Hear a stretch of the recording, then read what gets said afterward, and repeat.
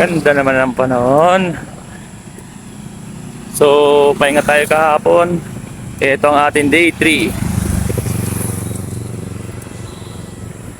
Ang day 3 natin sa pagja-jogging, exercise. Mukhang gumaganda kondisyon ng katawan natin. Kita nyo naman, no?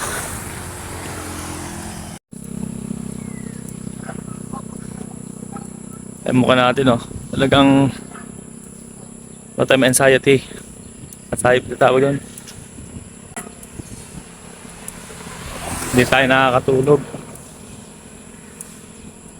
Siguro kakaisip sa ano natin. Pero okay naman tayo. Goods. Happy lang, men. Masaya lang tayo, diba? Yan. Relax lang. So, bali walking muna ako ngayon.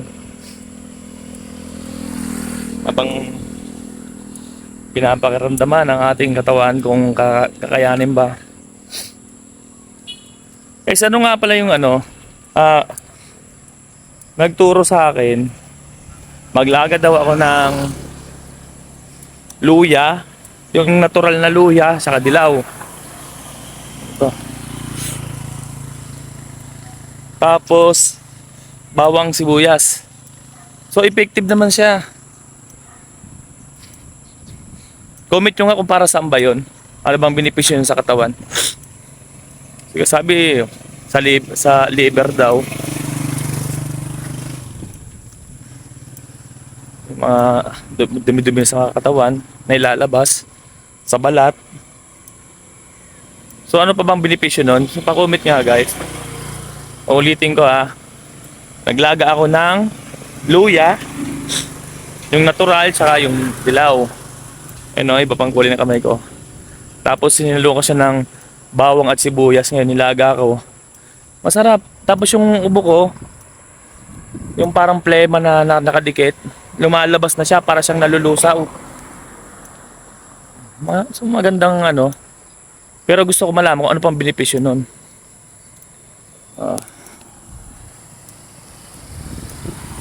Ayun natin, no? Siyempre, ha? Siyempre, nag-video ko, nag-vlog ako. Ayan, ito.